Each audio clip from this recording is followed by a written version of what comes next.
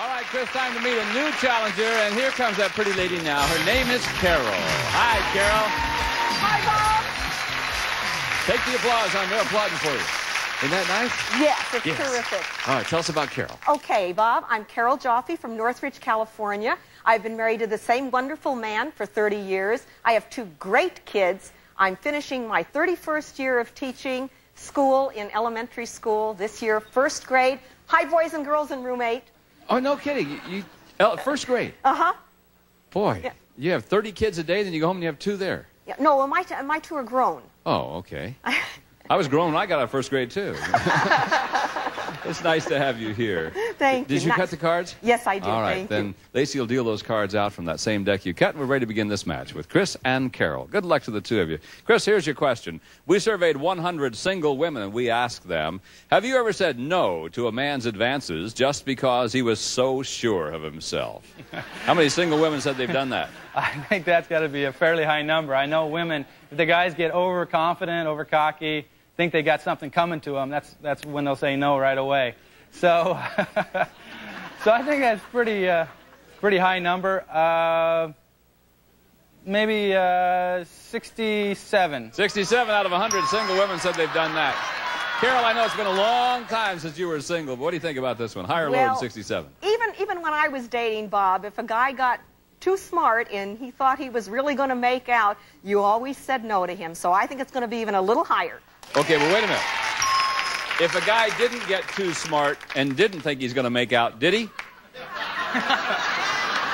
It depended on who he was. Oh, I see. Okay.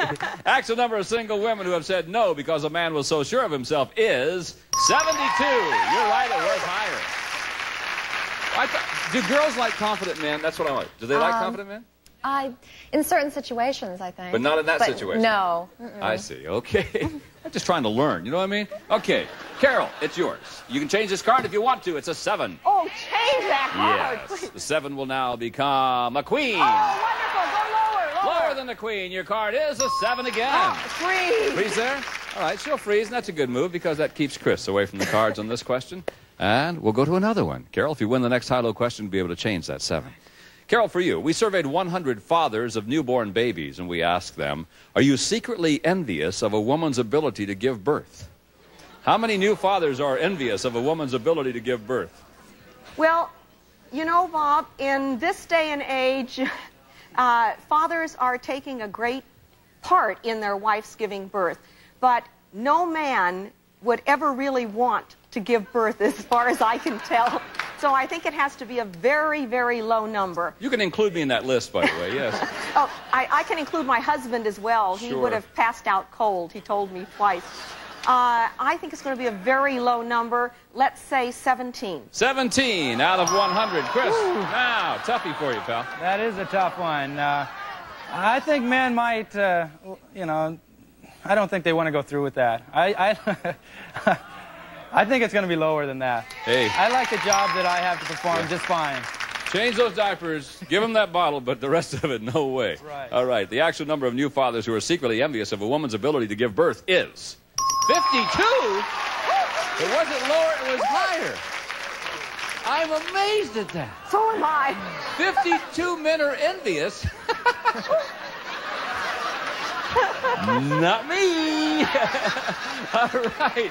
Carol, now you can give me that 7. Bob, change that card, please. I will. Again, I'm in shock. The 7 is now a 6. Oh, that's not much better. Let's try higher, Bob. Higher than the 6. Your card is a deuce. Oh. The deuce helped you that time, Chris. You get a free shot at the cards. Let's see what this card is. It's a 5. 5. That's not too bad. I'll go higher on the 5. Higher than the 5. It is an 8. Now what? Boy, that's tough. I'm going to go on. I'll say higher than the 8. Higher than the 8. Chose to go on instead of freeze. Your card's a deuce. You remember deuces, don't you? All right. I know that deuce. So no one has much of a lead in this game. Let's go to our next question. This one now is for Chris.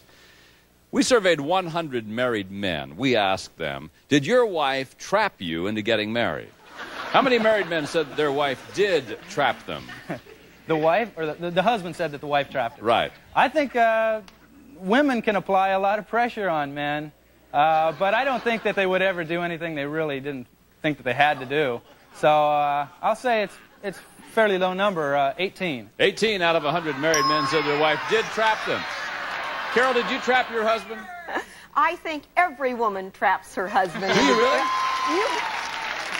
You better believe it. There's little things that you do to ensnare them, let me say that, to make yourself so indispensable that they're going to say, God, I've got to have that woman to marry. Like steal his wallet, right? You better believe it. I think it's going to be a little higher. You think it'll even be higher than that? Yes. Oh, gosh, I hope not. Actual number of married men who said their wife trapped them into marriage is 6. No, it wasn't higher. It was lower. Great. Oh, I feel much better now. What do you think about this 5? Chris, want to keep it or change it? Well, mixed emotions. I think I'll change it, though. Okay, change the 5. Your 5 is now an 8. Oh, Whoa. great. I'm going to go higher than that 8. Higher than the 8. Come on, Let's see higher. if it is. It's not. Another 2. There's only 4 in the deck, Chris. Don't worry. Carol, you get a free shot playing off the 6. Okay, Bob, let's try higher. Higher than the 6. Your card is an 8. Oh, yes.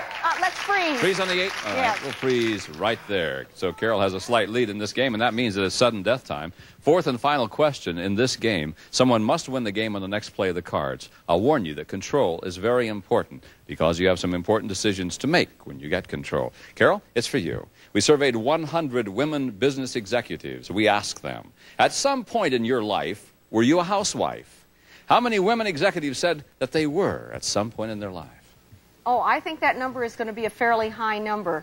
I think a lot of women are going back into the workforce now, and at some point in time that they were a housewife, either before or middle while they were having children, or even later on after their children were grown. So I'm going to say that's a fairly high number. Let's say it's 56. 56 out of 100. Well, let's find out what Chris thinks about this one. Chris, important question for you. Yeah, it is important.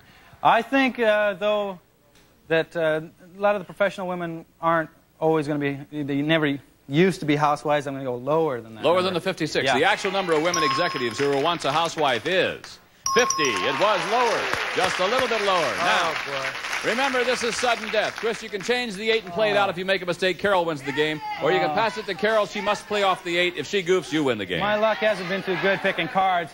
I'm going to pass to Carol Pass here. it on to Carol. All right, Carol, playing off the 8. Here we go. Okay, Bob, let's try higher. Higher than the 8. Your card is a 10. Oh, Still in. Let's try lower. If it's lower, you win game number 1. Yet it is.